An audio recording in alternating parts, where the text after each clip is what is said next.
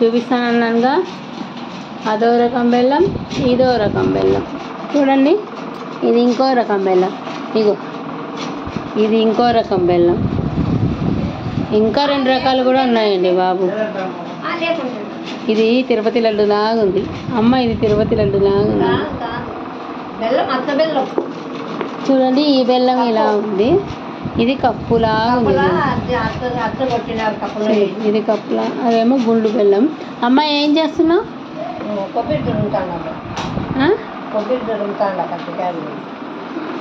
తురుముతున్నావా? ఇదిగో మా అమ్మ కొబ్బరి తురుముతాను. కొబ్బరి కూడా వేయాలా? యాలక బుడ్డలు కూడా వేయాలి. ఏ చూపించు యాలక బుడ్డలు. పల్లెటూళ్ళల్లో చూడండి, పేపర్లే వాడతారు ఎక్కువ శాతం. న్యూస్ పేపర్స్, కవర్స్ తక్కువ.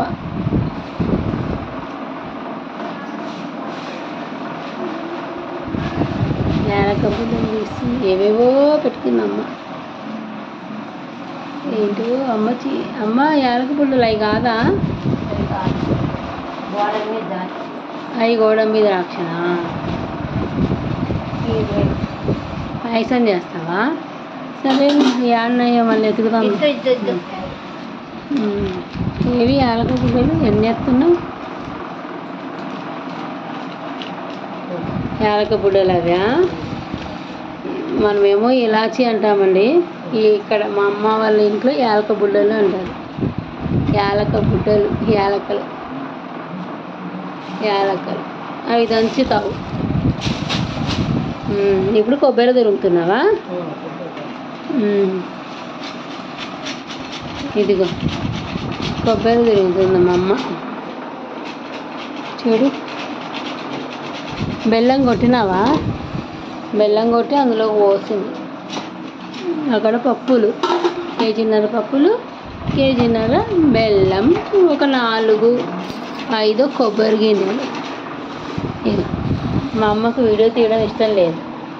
పని సరిపోదంట. నేనేమో పని చేయట్లేదు అంటుంది.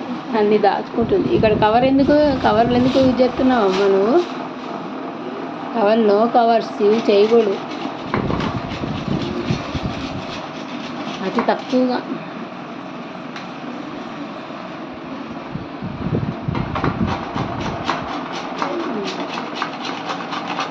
ఏది పడిందా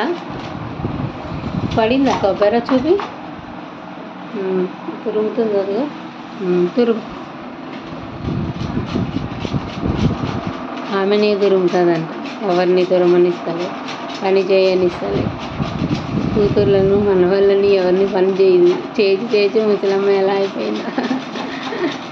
నీ పేరేంటమ్మా?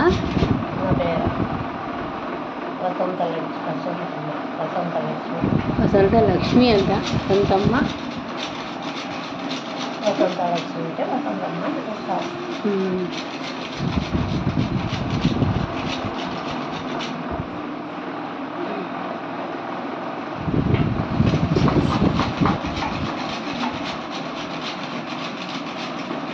అమ్మ పచ్చళ్ళు పెడుతుంది అంటే చాలా చేస్తుంది. కానీ నేను అప్పుడు తీయలేదు. తీసింటే నీకు మంచిగా అన్నీ నీ టాలెంట్ అంటూ చూపిద్దాం. తీయలేదు. చూడు,